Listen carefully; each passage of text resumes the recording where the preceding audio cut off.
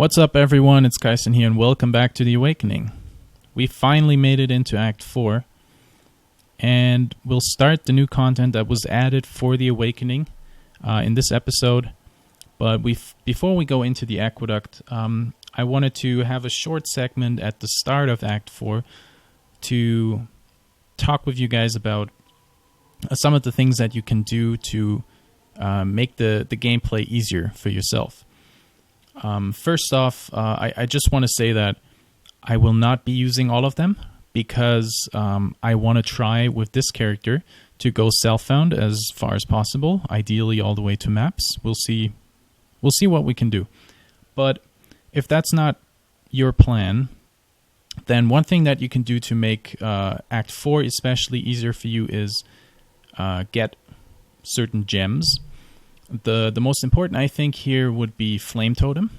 I am using Decoy right now, so you can see it right here. And Flame Totem basically has the same function as Decoy, because when you put the totem down, you give the mobs or the bosses another target besides you. So that means not as many attacks will be directed towards you.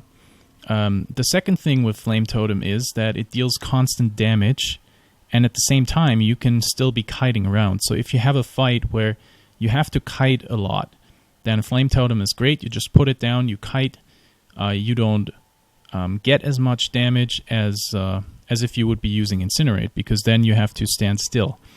And yeah, you still have the constant damage from the totem itself. If you want to decrease the damage that comes towards you, you could use Enfeeble, or you can slow the monsters down with Tempt Chains. That way it's easier to kite, and it's also less damage because they don't attack as often. I would say that's probably the most important gems. What else can you do? If you have mana problems, you can use Clarity as a gem, or my favorite thing for that is if you have Elrion in your hideout and you have him at level 4, he will have one piece of equipment. It's an amulet or ring, and you can buy it from him. There's a -2 mana cost on it, and that's really important, and it's really helpful. The range here is all the way up to 8, so I would recommend to you guys that you get one that is -7 or -8, ideally with a good base. So I guess the mana region is not bad, but for an amulet, for example, in my case, I would like to have strength and dexterity as well, so I get some more stats. Or as a ring, a life ring would be okay. Ideal would be a resistance ring, and then you can augment and hope for a decent augment, and you can use it. And what it means is the -5, if you look at Incinerate, my mana cost right now is 7. With the -5, it's 2. So it's way easier to sustain it and to constantly deal damage. If you don't have Elrin in your hideout or at level 4, you can look at PoE.trade or go into the trade chat and you'll find something. Just ask for it. And yeah, I don't know. It could be somewhat expensive, but you probably shouldn't pay more than a chaos for it. What else? Let's see. If you want to increase your damage a bit, and I will still try to do that, look out for a blue-red 3-link wand or scepter. They can be white. It's not a problem. If you see them, pick them up, and then you can go through with the recipe that I showed you guys before to get the +1 to fire gems. And then you can get Incinerate, Faster Cast, and Fire Pen in there, and that should be a pretty big boost for your damage. And one thing that I want to mention, I mean, for a lot of you, it should be obvious, but I see people sometimes running around with terrible gear and terrible resistances. So I just want to highlight that the easiest way you can ensure that you survive, especially in Act 4, is try to get your resistances as high as possible. Ideally, you want to have them maxed out, so fire, cold, and lightning as high as possible. You don't really have to worry about chaos in normal. That's more for cruel and merciless. And also, upgrade your gear. So your base values of armor, evasion, and energy shield that you have on your items, try to keep them as high as possible while still having items that give you, again, in the best case scenario, life and resistances. So for example, if I would be running around with 10 evasion on my hoodie, that's not good. That's not really doing much for me. So keep that in mind. And if you combine all of these factors, you should be relatively safe, and you should be able to get through Act 4 without too much trouble. And I'll show you some tricks on the way. So, alright, let's start. And here we are on the aqueduct. By the way, I just want to shortly pop up the character screen here, because I thought it might be interesting for you guys, especially before boss fights, and I'll do it at the start of Act 4 here as well, to just show you where I'm at with my characters, so you can compare it if you want to, level an Incinerate build as well. So right now with my Incinerate, I do roughly 450 damage per second. I think that's pretty much all you need to know for the offense. I have 9% damage reduction with 43% evasion, which is relatively high, and then 75, 75, 71 in terms of resistances. And yeah, that's, I think, all you need to know. While doing the dailies, I did get a level up, so we can just put that in here right now, and we will get Sanctity, increased armor. Well, okay, so the armor value that you saw before is probably not the correct one anymore after this. Some more life regen, which is nice, and strength and intelligence. I'll take it. And let's finally get moving here. Now, I will, most of the monsters that you see in here, I can just guess what kind of damage they're doing. So, my guess would be this is the Maelstrom, resists fire but is doing cold damage, I guess. But there's not much information on them out at this point, so it might be completely wrong what I'm telling you guys, so just keep that in mind. It's just, I'll be guessing on most of the stuff in Act 4. So the zombies, I think, are physical damage, and these infested vultures, I think, are also physical damage. Okay, we have a lot of leveling of gems here. Oh, whoa. Okay, there's a ghost here. Yep. Oh, yeah. Oh, no. I'm just out of range. Okay, I might not get him. Wow. That was terrible aiming on my part, though. You can already see we have 5 sockets here, so it's starting to get interesting with items. Yeah, we're not going to pick that up. I don't want to go with a full evasion, full energy shield chest right now. I want to have some armor and evasion. It's more of a personal preference.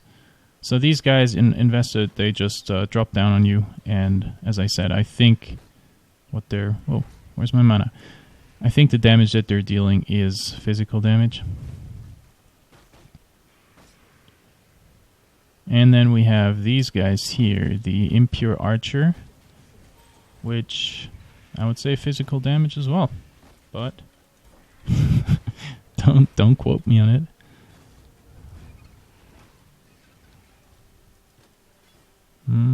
Nothing interesting here. This area is actually really easy. The mobs don't really deal too much damage, and they're easily avoidable.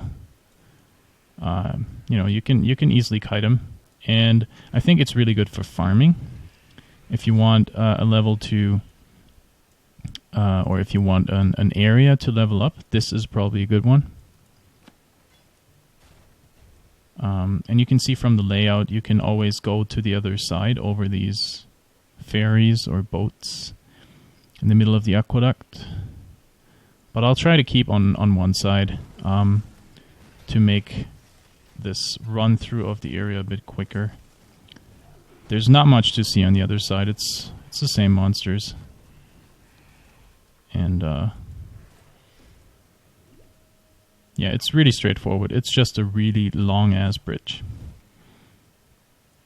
That's not what I'm looking for. Oh, yeah. I constantly have to remind myself, because otherwise I forget it, to look out for the blue, red, the 3-link. Sadly, this is not on Twitch. I'm not streaming. Otherwise, you guys could just scream when you see one. So I could go back and grab it. But by the time this is uploaded, it's not there anymore. Alright, let's just... What's my level anyway? Whoops. What's this? 33. Okay, I'm same level. So I won't do too much here.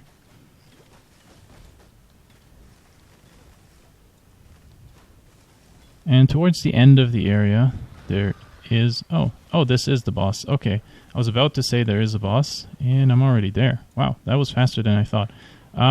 This one is somewhat dangerous, I gotta say.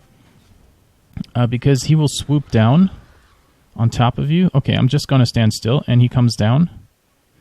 And if he hits... Come on. Come down. Wow, okay, my evasion is way too high for this. Well, that was not too much damage, I gotta say. But he usually... Yeah, here we go. Okay, did you see that? That's what I'm talking about. So try to avoid his slam. I think all the rest is that's not too bad. But, yeah, you don't want him to just fall on your head. Ouch. Because otherwise there's not much about him. I mean, come on. Here we go. You could just kite him and he's down. Yeah. And you don't have to fight those little squirmy things that come out of him. First time I was like, whoa, okay, that's a lot of them. And just, woo. Nope. But they're not doing anything. Petrify. I'll take that. So that's the boss of the area. Again, my guess would be it is physical damage. And here we have an extra projectiles mob. Let's take him down. I probably have to upgrade my flasks at some point. That's why I'm picking up all of them. Oh, that's level 23 base. Yeah, so if you see something like that, even if it's a 4-link, if it's not the right base, like the armor and evasion on here is way too low for my level, so it's not even worth picking it up. Because I want to have a decent base, and if it's 4-link, then I'm happy and then I pick it up. But not the other way around. Berserker. Bye-bye. Okay. And at the end of the area, you will have the entrance to Highgate. And Highgate is the town in Act 4. As in Act 1, 2, and 3, you always have one town, one area, where you have all your vendors and all your quest givers. And for this one, it's Highgate. And here you have Kira. She is selling all of the bigger items, the weapons, and all of the equipment in terms of armor. And then you have these guys, Pataras and Vanya, who apparently are pretty much one person. Close to conjoined twins, I guess. And they will have, the smaller stuff. All the rings, all the jewelry, basically. And then if you go around here, you can find Deshret's seal. And this is keeping you from going into the mines right now. So we will have to do a quest first before we can go there.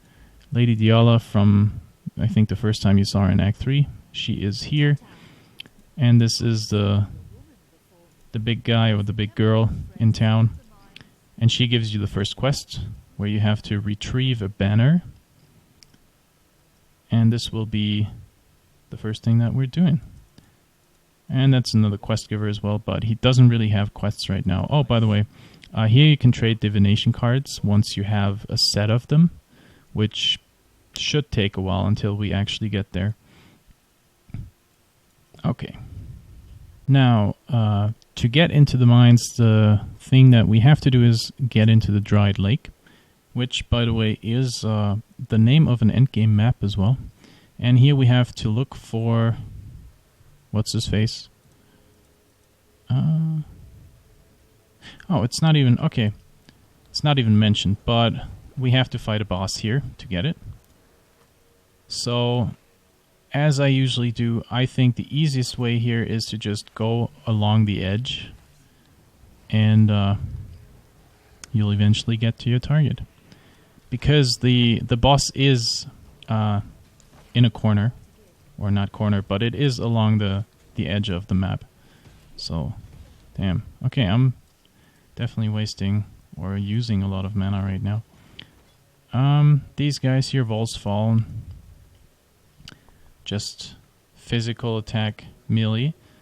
These guys are more interesting. The Knitted Horror, you can see that they fire a spear or some sort of arrow at us. It is relatively easy to kind of... yeah, it's an arrow. It's relatively easy to avoid if you want to. If it hits you, it will... you will bleed. So there is puncture on the arrow. Keep that in mind. So if you're hit, don't try to run as much as before. And also, once you kill this big horror, there will be some of those vanguards coming out of it. So you're not completely done with it. Oh, that's Nightwing. Okay, this is the one of the boss, or the, I guess, the unique mob in the area, but it's not the boss that I was talking about. He uses Blink Arrow, which leaves a copy of him behind. So the question for me now is this the copy or is this the main guy? Usually, if he uses Blink Arrow, you just have to focus the other one. Yeah, so just turn around after he uses it and kill him. Looks easy, sounds easy, is easy. 34. Not a big fan of this zone, to be honest. It's kind of... oh, okay. There's two of those horrors. Let's try to get him down as fast as possible. Okay, I think I have bleed on me now. Do I? And I'm wasting so much mana. Let's kill him. Still keeping an eye out for my 3-link. Hope I can find one soon. Let's have a look at the boots, because we're looking for an upgrade for boots. Yeah, it's not quite good enough.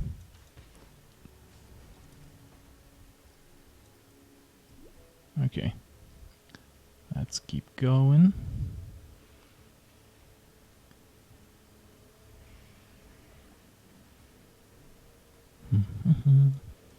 This looks like the area where we find the boss. So let's just get those guys cleared out. We'll take this mana flask and look at the barrels. And now let's have a look in here.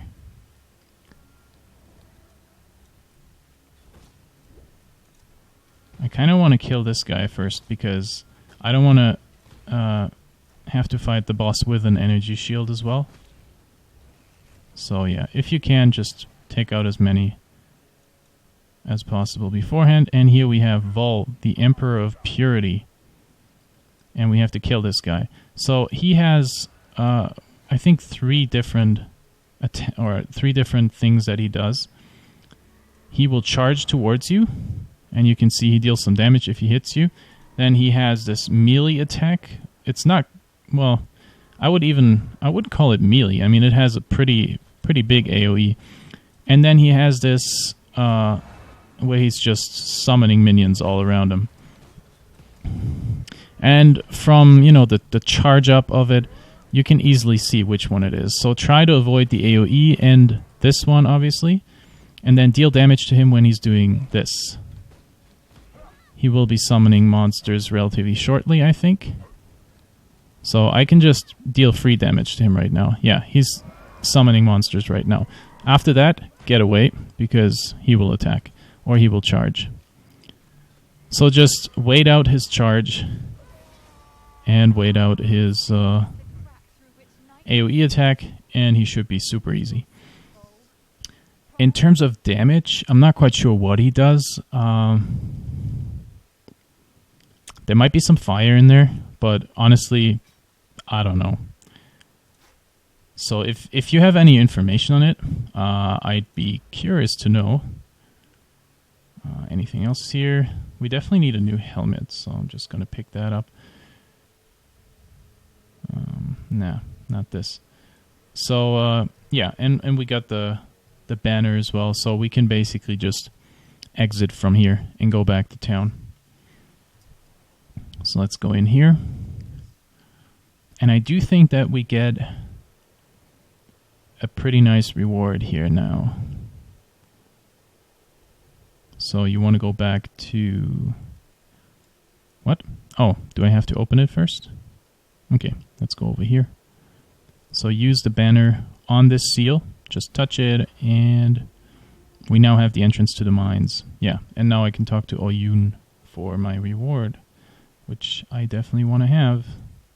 Bye-bye. Because now you get your golem, which is awesome. I usually get the flame golem here because it is the one that has kind of the most synergy with our build. It gives us increased damage. If you look at the ice golem, it gives us crit chance, but we're not really a crit build. So if you have a crit build, this is great for you. And the chaos gives you, yeah, if you're a summoner, the chaos golem is awesome. And it gives you some physical damage reduction. So for melee builds, I guess the chaos golem is really good as well. I personally think that the flame golem is good for our build. The only problem with the flame golem is that it is really squishy, so it goes down really fast. The last one is Abyssal Cry. That's a war cry, is also for melee builds. So let's get the flame golem. Also, go to Tazuni, and you will get a quest from him. So you have two quests now. The first one is to find a spirit, which is within the mines. And then Diala gave you another quest, which is once you make it through the mines. Now, I'm just going to sell my items here. I don't think it makes a lot of sense to start the mines in this episode, because we only have 2 or 3 minutes left. And I want to keep it close to 25. The last 2 episodes were a bit longer, so we'll just cut this one short. Yeah, we got started in Act 4, went through the aqueduct, and we finished the first quest in the Dried Lake. And now, next episode, we can make our way into the mines and explore the mines. I hope you guys enjoyed the first episode of Act 4. If you did, please give it a thumbs up, and subscribe to the channel if you want to see more and you want to support me. And I hope I'll see you guys for the next episode. Thanks so much for watching.